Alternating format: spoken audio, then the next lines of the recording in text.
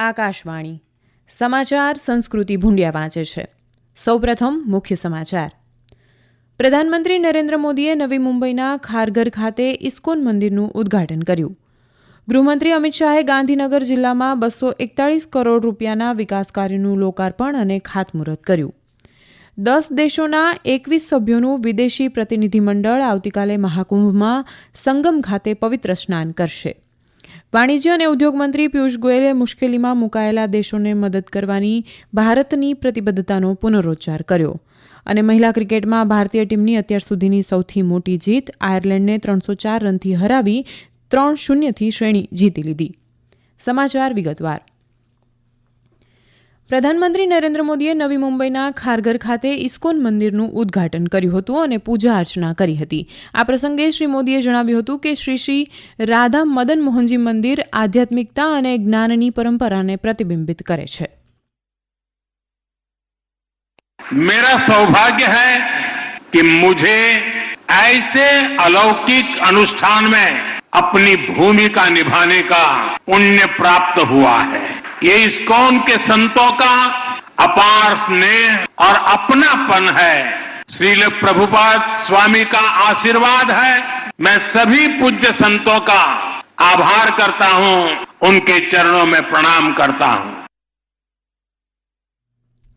દરમિયાન શ્રી મોદીએ કહ્યું કે આપણી આધ્યાત્મિક સંસ્કૃતિનો પાયો માનવ સેવાની ભાવના છે. તેમણે ઉમેર્યું હતું કે આ ભાવનાને અનુરૂપ કેન્દ્ર સરકારે આયુષ્માન ભારત, હર ઘર જલ અને ઉજ્જવલા યોજના જેવી સામાજિક કલ્યાણ યોજનાઓ લાગુ કરી છે. 9 એકરમાં ફેલાયેલા આ પ્રોજેક્ટમાં અનેક દેવી દેવતાઓનું મંદિર, વૈદિક શિક્ષણ કેન્દ્ર, સંગ્રહાલય વગેરેનો સમાવેશ થાય છે. કેન્દ્રીય ગૃહમંત્રી અમિત શાહે આજે તેમના મત વિસ્તાર ગુજરાતના ગાંધીનગર જિલ્લાના માણસા તાલુકામાં અંદાજે 241 કરોડ રૂપિયાના વિવિધ વિકાસ કાર્યોના લોકાર્પણ અને ખાતમુહૂર્ત કર્યું હતું. શ્રી શાહે જણાવ્યું હતું કે પ્રધાનમંત્રી નરેન્દ્ર મોદીના જળ વ્યવસ્થાપનના પરિણામે ઉત્તર ગુજરાત સહિત સમગ્ર રાજ્યમાં ગામે ગામ સિંચાઈ અને પીવાનું શુદ્ધ પાણી પૂરતા પ્રમાણમાં પહોંચ્યું છે. તેમણે અંબોડ ખાતે 234 કરોડ રૂપિયાના ખર્ચે સાબરમતી નદી પર નિર્માણ થનારા બેરેજનું ભૂમિપૂજન કર્યું હતું. શ્રી શાહે લાકરોડા ગામે સાબરમતી નદીના કાંઠા પર નીલકંઠ મહાદેવ મંદિર પાસે 1 કરોડ 33 લાખ રૂપિયાના ખર્ચે સંરક્ષણ દિવાલના કામનું લોકાર્પણ કર્યું હતું અને માણસા સર્કિટ હાઉસનું પણ લોકાર્પણ કર્યું હતું. શ્રી શાહે કલોલના નારદીપુરમાં રામજી મંદિરમાં ભજન મંડળીઓને સાધનોનું વિતરણ કર્યું હતું. તેમણે બોરસણા ખાતે કલોલ સાણંદ રોડનું ખાતમુહૂર્ત કર્યું હતું. શ્રી શાહે સઈજ ખાતેના ઓવરબ્રિજ સહિતના વિવિધ કાર્યોનું ખાતમુહૂર્ત અને લોકાર્પણ કર્યું હતું. ઉપરાષ્ટ્રપતિ જગદીપ ધનખડ છત્તીસગઢના બિલાસપુરમાં ગુરુ ઘાસીદાસ કેન્દ્રીય વિશ્વવિદ્યાલયના પદવીદાન સમારોહમાં ઉપસ્થિત રહ્યા હતા. આ સમારોહની અધ્યક્ષતા કરતા શ્રી ધનખડે વિશ્વવિદ્યાલયના નવીન ભવનનું ઉદ્ઘાટન કર્યું હતું. આ પ્રસંગે તેઓએ વિશ્વવિદ્યાલય પરિસરમાં પોતાની માતાની સ્મૃતિમાં એક છોડ પણ રોપ્યો હતો. કેન્દ્રીય શિક્ષણ મંત્રી ધર્મેન્દ્ર પ્રધાને આજે નવી દિલ્હીમાં કાશી તમિલ સંગમમના 3જા તબક્કા અને KTS પોર્ટલનો શુભારંભ કર્યો. શ્રી પ્રધાને જણાવ્યું કે આ વર્ષે કાશી તમિલ સંગમમ 15થી 24 ફેબ્રુઆરી દરમિયાન ઉજવાશે. તેમણે કહ્યું કે આ 10 દિવસીય કાર્યક્રમમાં 1200 પ્રતિનિધિ, શિલ્પકાર અને સંશોધકો જોડાશે.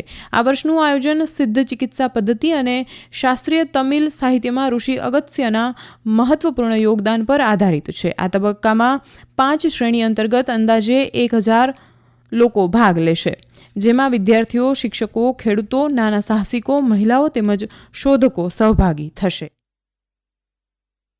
इसकी मुख्य कार्यक्रम स्थल काशी के नमो घाट, अयोध्या पिछले वर्षों की भांति भी प्रतिनिधि जाएंगे और प्रयागराज भी जाएंगे. लेकिन इस बार की विशेषता ये होने वाला है, इस बार काशी तमिल संगमम कुंभ की बैकग्राउंड पे होगा, कुंभ की अंदर होगा. સેના દિવસ નિમિત્તે રાષ્ટ્રપતિ દ્રૌપદી મુર્મુ, પ્રધાનમંત્રી નરેન્દ્ર મોદી, સંરક્ષણ મંત્રી રાજનાથસિંહ અને chief of defence staff general Anil ચૌહાણે દેશના બહાદુર સૈનિકો, આદરણીય નિવૃત્ત સૈનિકો અને તેમના પરિવારોને શુભેચ્છાઓ પાઠવી હતી. રાષ્ટ્રપતિ દ્રૌપદી મુર્મુએ કટોકટી અને આફતો દરમિયાન ભારતીય સેનાના માનવતાવાદી કાર્યની પ્રશંસા કરી. એક સંદેશમાં રાષ્ટ્રપતિ મુર્મુએ રાષ્ટ્રીય સુરક્ષા સુનિશ્ચિત કરવામાં સેનાની મહત્વપૂર્ણ ભૂમિકા પર પ્રકાશ પાડ્યો. પ્રધાનમંત્રી નરેન્દ્ર મોદીએ કહ્યું કે સરકાર વિવિધ સુધારાઓ અને આધુનિકીકરણ પર ધ્યાન કેન્દ્રિત કરીને સશસ્ત્ર દળો અને તેમના પરિવારોના કલ્યાણ માટે પ્રતિબદ્ધ છે. સંરક્ષણ મંત્રી રાજનાથસિંહે કહ્યું કે ભારતીય સેના તેની હિંમત, બહાદુરી, બલિદાન અને વ્યાવસાયિકતા માટે જાણીતી છે. તેમણે રાષ્ટ્રનું રક્ષણ કરવા અને કુદરતી આફતો દરમિયાન નાગરિકોને મદદ કરવા માટે ભારતીય સેનાની અતૂટ પ્રતિબદ્ધતાની પણ પ્રશંસા કરી. Chief of defence staff general Anil ચૌહાણે પણ આ પ્રસંગે ભારતીય સેનાના તમામ રેન્કને શુભેચ્છાઓ પાઠવી. આ રાષ્ટ્રીય સમાચાર આપ આકાશવાણી પરથી સાંભળી રહ્યા છો. આ સમાચાર આપ અમારી YouTube channel AIR news Gujarat પર પણ સાંભળી શકશો. વધુ સમાચાર માટે અમારી વેબસાઇટ newsonair.gov.in/gujarati અને અમારા એક્સ હેન્ડલ AIR_news_ABID ને ફોલો કરી શકશો. ભવ્ય અને દિવ્ય મહાકુંભ સમગ્ર વિશ્વનું ધ્યાન આકર્ષિત કરી રહ્યું છે. મહાકુંભનો ભાગ બનવા માટે 10 દેશોના 21 સભ્યોનું પ્રતિનિધિમંડળ આવતીકાલે સંગમ ખાતે પવિત્ર સ્નાન કરશે.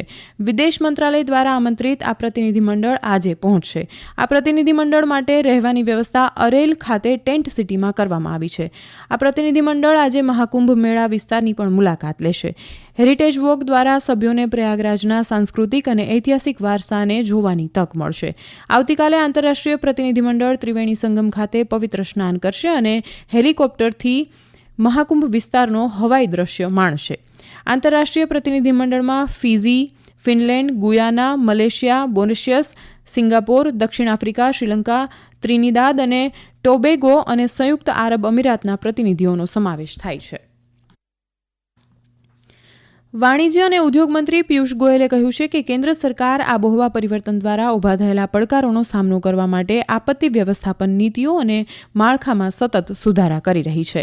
આજે નવી દિલ્હીમાં આપત્તિ વ્યવસ્થાપન પર વિશ્વ કોંગ્રેસને સંબોધતા શ્રી ગોયલે વસુધૈવ કુટુંબકમની સાચી ભાવના સાથે મુશ્કેલીમાં મુકાયેલા દેશોને મદદ કરવાની ભારતની પ્રતિબદ્ધતાનો પુનરોચ્ચાર કર્યો. મંત્રીશ્રીએ ભારપૂર્વક કહ્યું કે જ્ઞાનની આપલે, અત્યાધુનિક ટેકનોલોજીનો ઉપયોગ અને આપત્તિ જોખમ ઘટાડવાના પ્રયાસોમાં સહયોગને પ્રોત્સાહન આપવું એ સુરક્ષિત અને વધુ સ્થિતિસ્થાપક રાષ્ટ્રના નિર્માણ માટે મહત્વપૂર્ણ છે. તેમણે કુદરતી આફતોના સંચાલનમાં ભારતીય સશસ્ત્ર દળોના યોગદાનની પ્રશંસા કરી. મહિલા ક્રિકેટમાં ભારતે આજે ગુજરાતના રાજકોટમાં રમાયેલી 3 મેચની શ્રેણીની ત્રીજી વનડેમાં આયર્લેન્ડને 304 રનથી હરાવીને તેની અત્યાર સુધીની સૌથી મોટી જીત નોંધાવી. ભારતે શ્રેણી 3-0થી જીતી લીધી. ભારતે આપેલ 436 રનના લક્ષ્યાંકનો પીછો કરતા આયર્લેન્ડ 31.4 ઓવરમાં 131 રન બનાવીને ઓલ આઉટ થયું હતું.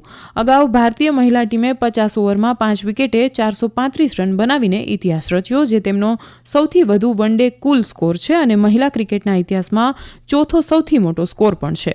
બંને ભારતીય ઓપનર સ્મૃતિ મંધાના અને પ્રતિકા રાવલે સદી ફટકારી હતી. રાવલે 129 બોલમાં 154 રન બનાવીને તેની પ્રથમ વનડે સદી ફટકારી હતી, જ્યારે મંધાનાએ 80 બોલમાં 135 રન બનાવીને પોતાની 10મી સદી ફટકારી હતી.